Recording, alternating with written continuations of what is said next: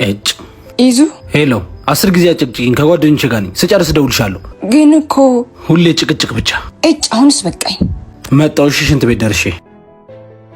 አሁን ይሄም ወንድ ሆኖ ነው የምትላመጠው ገንዘቡን ብላ ነው እንጂ እንኳን እሷ እኛ ራሷ አንጠጋውም ነበር ለውጭ አልጋ ለቤት ቀጋሉ ጸሎቴ እንደሱ አይነት ባል እንዳይሰጠኝ ነው እሱን ከምታገባ ቆማ ብትቀር ይሻላል ነበር የምሬን ነው እንደሱ አይነት ባል ቢቀርስ ኧረ ሰምቶናል መሰለኝ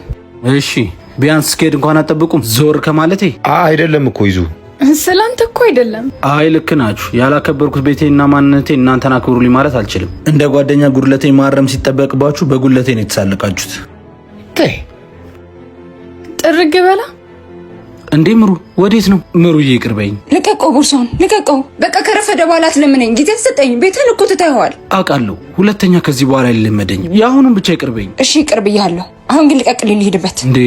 ይቅር ካልሽኝ ታዲያ ለምንድን ነው የምትሄጂው ለራሴም ለሚፈርሰው ትዳራችንም ጸሎት ለማድረግ ወደ ሙታን ሳማር ቅዱስ ሚካኤል አንድነት ገዳም ልሄድ ነው አንተም አብረኸኝ ና ሻንጣዬን ለያዝና አብረን እንሄዳለን ዛሬም በሙታን ሳማር ቅዱስ ሚካኤል አንድነት ገዳም የሚገኙ አባቶች ከጾምና ከጸሎት በኋላ የሚያርፉበት በዓት የላቸው እኛ ከተጋገዝን ግን በአጭር ጊዜ ውስጥ አባቶቻችንን ማሳረፍ እንችላለን ያለውን የሰጠ ንፉግ አይባልም እንደሚባለው ሁላችንም ያለንን በመስጠት አባቶችን ከዚህ ችግር እናስወጣቸው ለማገዝ በኢትዮጵያ ንግድ ባንክ 1044 25 98 391 የአቅማችንን በማስገባት